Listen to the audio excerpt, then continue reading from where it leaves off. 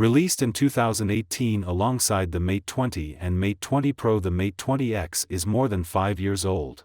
With a 7.2-inch display, the Huawei Mate 20X is one of the largest smartphones ever, and it dwarfs every phone that isn't a foldable. I've been using this phone for a long time, and in this video, I am going to tell you if it is still worth it. This is the Huawei Mate 20X in 2023. When it comes to the build quality, the Mate 20X looks and feels premium and modern. That's because it is made of glass and aluminum. The glass on the back has these patterns, therefore it is very grippy. The Mate 20X is just huge, a lot bigger than the 15 Pro Max or the S23 Ultra.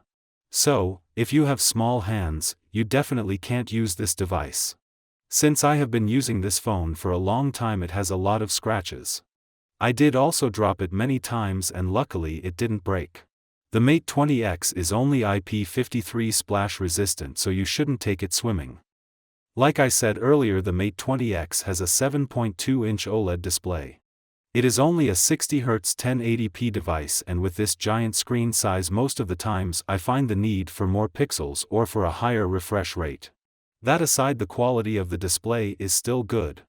It gets bright enough even though the colors aren't that vibrant. It is a good display for watching videos since it is only interrupted with a small notch, but in a display this large it is barely noticeable. Since the Mate 20X was launched before the US ban, it does support Google Apps. My unit has Android 10, which is outdated. The software overall isn't that friendly. EMUI is a lot different from stock Android and from any other Android skin out there. When it comes to the performance, the Mate 20X does feel its age. System apps still work just fine, but when playing heavy games, they take a long time to load and most of them lag quite a bit. RAM management, on the other hand, is good even though it has only 6 GB. The base storage is 128 GB, and it is enough for most of the people. If you want to extend the storage, however, you have to buy Huawei's own nano memory since regular SD cards won't fit.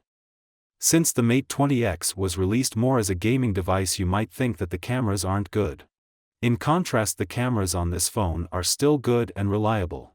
It has the same triple camera setup as the Mate 20 Pro, and in daylight all of them produce great pictures.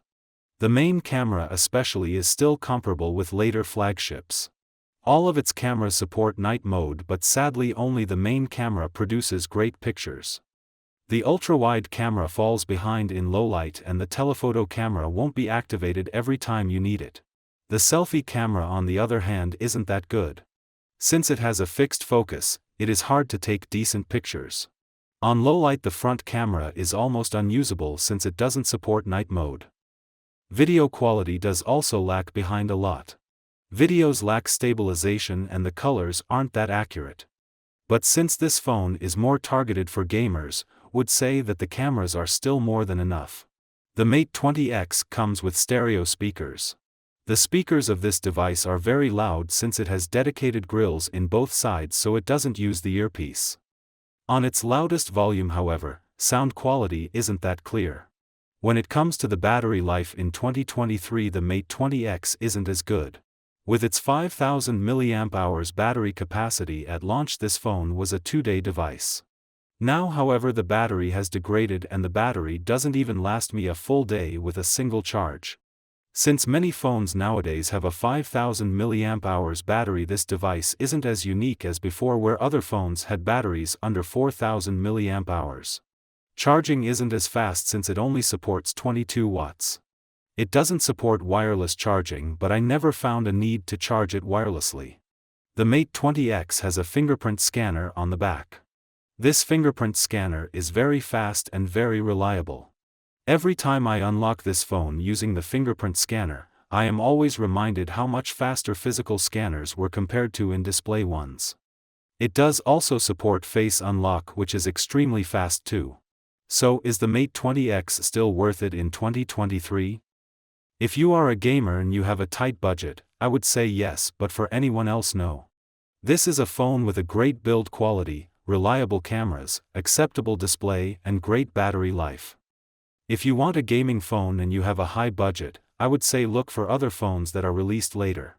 Non-gamers, however, definitely shouldn't buy this device since it is way too big to use. I do however still love this phone and I will keep it as long as it holds. The sad part is that it still doesn't have a successor, so it is kind of unique. If you are an owner of the Mate 20X, feel free to share your experience in the comments section below. If you did enjoy this video, please consider subscribing to my channel. Thank you for watching.